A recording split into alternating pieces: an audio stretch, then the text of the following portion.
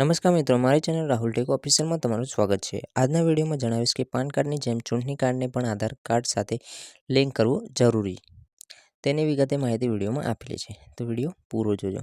Channel પર નવા છો તો ચેનલને પણ સબસ્ક્રાઇબ કરી દેજો અને બાજુમાં આપેલા બેલને પણ દબાવી દેજો, જેથી નવા વિડીયો અપલોડ કરું તો તેની માહિતી સૌથી પહેલાં તમને મળતી રહે।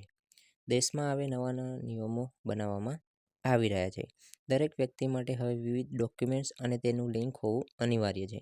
ભારતમાં રહેતા લોકો માટે કેટલાક દસ્તાવેજો હોવા જરૂરી છે। આ દસ્તાવેજો લગભગ દરરોજ કોઈને કોઈ કામ માટે જરૂરી હોય છે।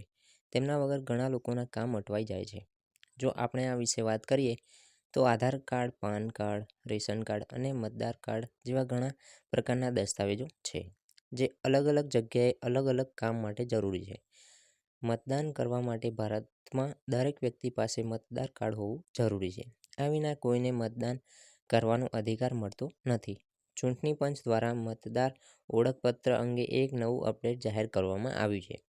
પાન કાર્ડની જેમ હવે આધાર કાર્ડને પણ મતદાર આઈડી સાથે લિંક કરવું જરૂરી બનશે। આધાર કાર્ડને ચૂંટણી કાર્ડ સાથે લિંક કરવામાં આવશે।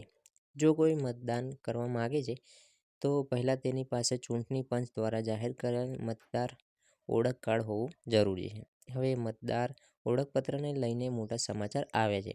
18 માર્ચ મંગળવારના રોજ ચૂંટણી પંચની એક મહત્વપૂર્ણ બેઠક યોજાઈ હતી, જેમાં ચૂંટણી કાર્ડને આધાર કાર્ડ સાથે લિંક કરવાની પરવાનગી આપવામાં આવી છે।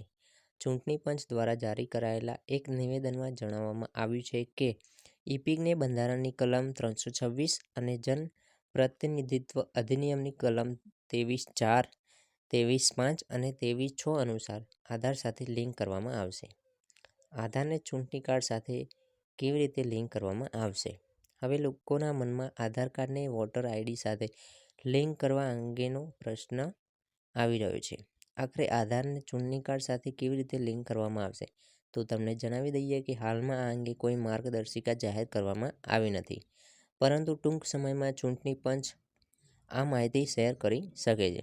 આધાર કાર્ડને પાન કાર્ડ સાથે લિંક કરવું જરૂરી। તમને જણાવી દઈએ કે પાન કાર્ડ ભારતમાં ખૂબ જ મહત્વપૂર્ણ દસ્તાવેજ છે। તેના વિના બેન્કિંગ અને ટેક્સ સંબંધિત તમામ કામ અટકી શકે છે। આવકવેરા વિભાગ દ્વારા જારી કરાયેલા પાન કાર્ડને આધાર સાથે લિંક કરવું પણ જરૂરી છે। જેમનું પાન કાર્ડ આધાર કાર્ડ સાથે લિંક નથી, તેમનું પાન કાર્ડ નિષ્ક્રિય થઈ જાય છે।